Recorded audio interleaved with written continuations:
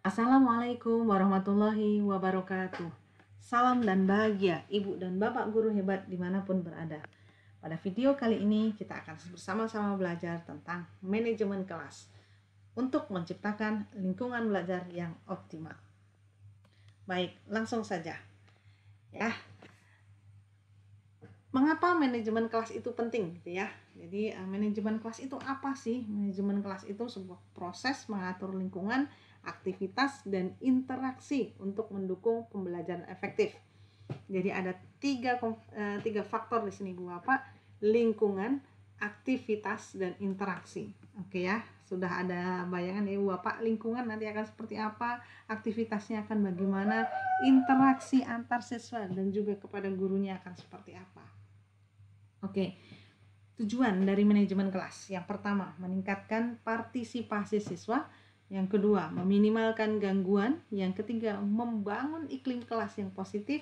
Dan yang terakhir, dampak buruk bagi manajemen kelas yang buruk antara lain penurunan motivasi, terjadinya konflik, dan hasil belajar yang tidak optimal.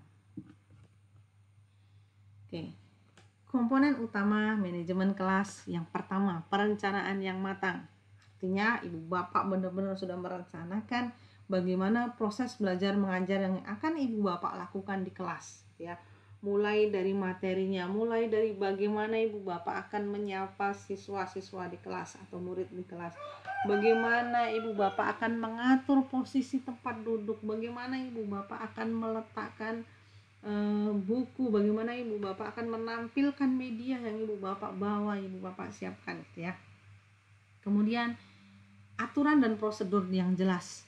Jadi ibu bapak harus set sedemikian rupa bagaimana nanti siswa akan berkelompok, bagaimana siswa nanti akan bekerja di dalam kelas, bagaimana mereka akan nanti bergilirannya seperti apa, kemudian bagaimana dengan siswa yang mungkin perlu bantuan dan seterusnya. Jadi ini harus benar-benar difikirkan sebelum ibu bapak masuk atau memulai kegiatan pembelajaran.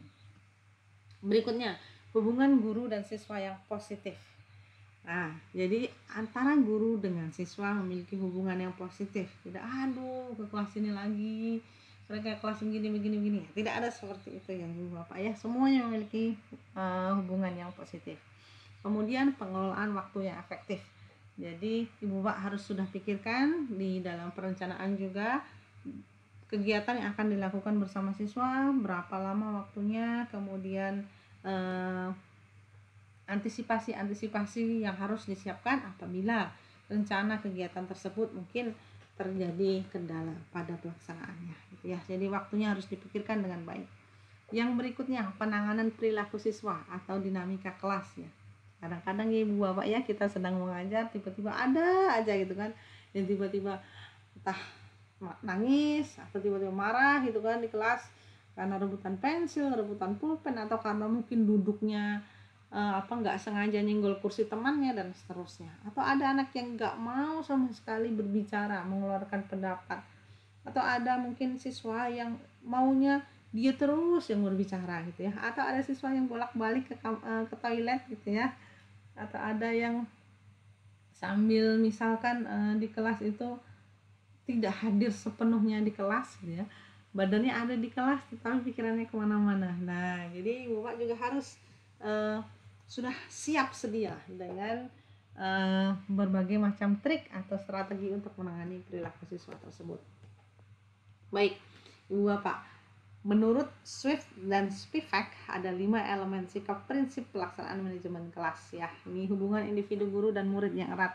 Seperti tadi yang saya sampaikan di awal, guru dan murid memiliki hubungan yang positif gitu ya.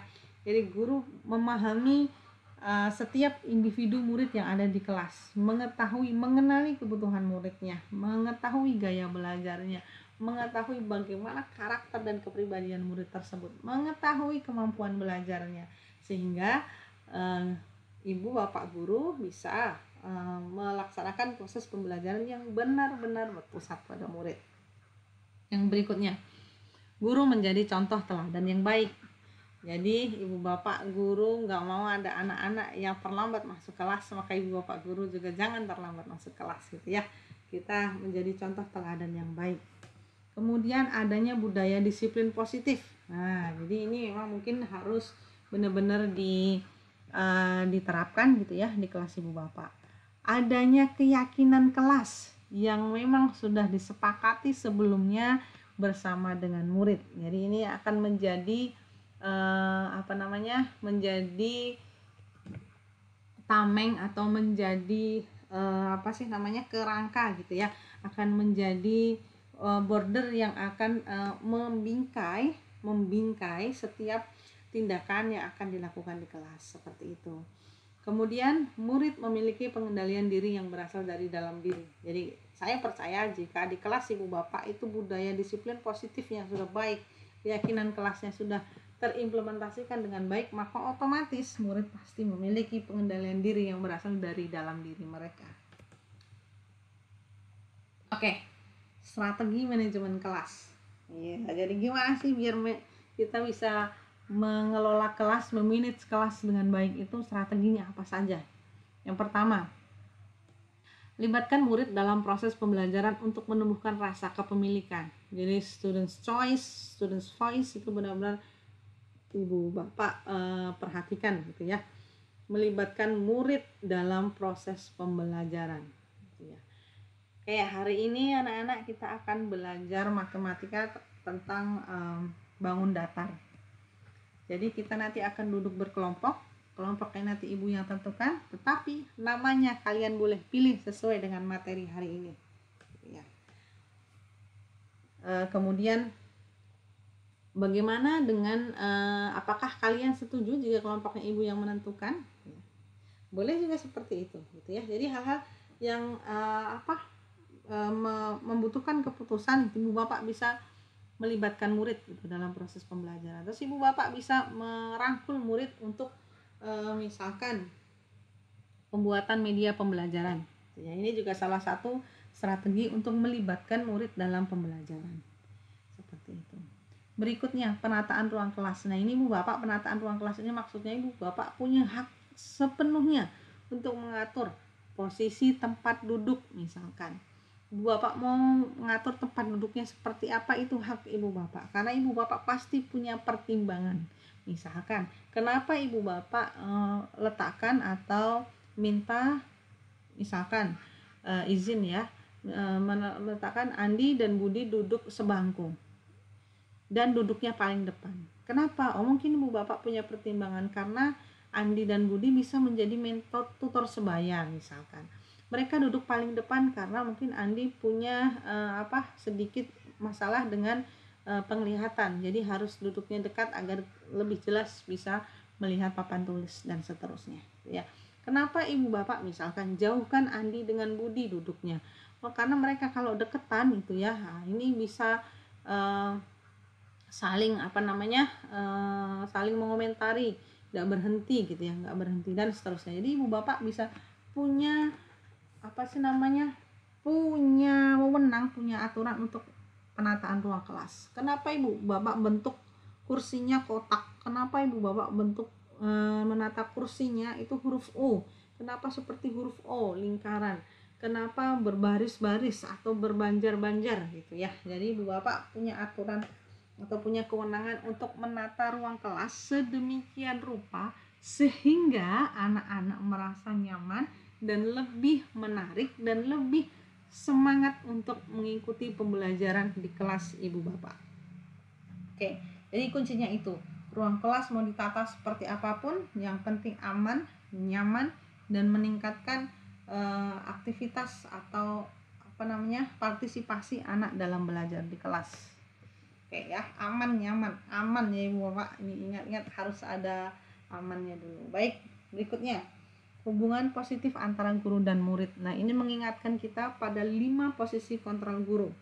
Apa saja sih 5 posisi kontrol guru itu? Yang pertama ada teman sebagai teman, guru sebagai teman. Ya, jadi guru sebagai teman berarti ibu bapak guru menempatkan diri sebagai teman gitu kan. Misalkan ada anak yang mohon maaf mungkin dinamika kelas yang terjadi, ada anak yang bicara sendiri di dalam kelas. Ayolah, jangan ngomong terus, kita kan teman. Andi kan temannya bapak ya. teman ibu ya. Jadi tolonglah kita sama teman kita saling menghargai ya, dan seterusnya gitu ya. Nah, tendensinya ibu bapak jika kita terlalu dekat dengan murid, terkadang itu murid sedikit, mohon maaf, apa ya, yang memperlakukan kita selayaknya teman gitu ya, agak kurang gitu hormatnya kepada guru gitu ya, karena kita dianggapnya sebagai teman. Tuh. Kemudian ada juga posisi kontrol guru itu sebagai penghukum. Kamu ribut terus ya, yuk sini berdiri di depan. Ih, kamu dari tadi nggak selesai ngerjain soalnya ya, ayo sini berdiri di depan. Jadi anak-anak dikasih hukuman gitu. Jadi kita tuh posisinya itu sebagai penghukum. Nah, ini tentu memiliki dampak yang akan berbeda gitu ya ibu bapak ya, dampak yang mungkin kurang baik bagi psikologis atau suasana belajar di kelas ibu bapak. Berikutnya, pembuat rasa bersalah. Kamu dari tadi ya nak, ibu udah jelaskan 5 kali kamu ngomong sendiri, kamu gak kasihan apa sama ibu? Dari tadi ibu ini sudah ngomong, sudah jelaskan, ibu sedang sakit loh, bela-belain ibu datang ke sekolah ya, ngajar di kelas ya, tapi kamu dari tadi ngomong terus, gak memperhatikan gitu. Kamu gak kasihan, gak sedih gitu lihat ibu udah upaya kayak gini tapi kamu ngomong terus. Jadi itu ilustrasi saja posisi guru sebagai pembuat pembuat rasa bersalah. Kalau pemantau, ini biasanya ibu bapak guru cenderung untuk lebih memantau bagaimana sikap anak di kelas gitu ya, tetapi tidak begitu belum begitu mampu untuk mengelola atau mengantisipasi dinamika kelas yang terjadi. Nah, yang terakhir itu yang diharapkan kita terapkan untuk bisa mengelola atau melakukan manajemen kelas yang baik, itu adalah posisi kontrol guru sebagai manajer. Jadi artinya sebagai manajer ini kita merupakan pemimpin di kelas itu, kita yang mengatur kegiatan, tetapi kita juga tetap mengcover, mengayomi, kemudian menyemangati, memotivasi anak-anak dalam belajar ya. Jadi kalau sebagai manajer, kalau ada anak yang mohon maaf bicara sendiri, ibu bapak nggak akan kasih hukuman, ibu bapak nggak akan membuat mereka selalu merasa bersalah gitu ya. Tapi ibu bapak akan apa? Ibu bapak akan ingatkan pada keyakinan kelas yang sudah disepakati ya, kita mengingatkan dan menumbuhkan rasa bahwa mereka berbuat kesalahan itu wajar, tetapi yang lebih baik adalah bagaimana bisa bangkit memperbaiki kesalahan itu. Dengan apa? Dengan mengingatkan keyakinan kelasnya, menerapkan segitiga restitusi juga. Nah ya, jadi harapannya kita semuanya ibu bapak guru bisa menjadi manajer di kelas-kelas kita. Oke, yang berikutnya, strategi manajemen kelas agar berhasil, efektif dan efisien itu adalah kesepakatan kelas ya. Jadi silahkan ibu bapak buat kesepakatan kelas bersama anak-anak di kelas ibu bapak. Nilai-nilai apa yang ibu bapak junjung tinggi dan bagaimana caranya atau bagaimana implementasinya di kelas ibu bapak dalam menerapkan nilai-nilai tersebut. Dan yang terakhir, pengelompokan kelas, grouping. Nah, ibu bapak saya tidak akan berpanjang lebar gitu ya tentang grouping, karena sudah ada materi di video sebelumnya tentang grouping atau strategi pengelompokan kelas. Seperti itu. Oke, ibu bapak, selamat mencoba. Salam semangat untuk terus belajar, memperbaiki kondisi kelas kita, memperbaiki kualitas pembelajaran yang ada di kelas-kelas kita. Sampai jumpa di video-video berikutnya dan semoga video ini bermanfaat untuk ibu bapak. Silahkan menonton video-video lainnya untuk mendapatkan informasi dan penguatan seputar pendidikan dan pembelajaran. Salam sehat, salam semangat mencerdaskan anak bangsa. Wassalamualaikum warahmatullahi wabarakatuh.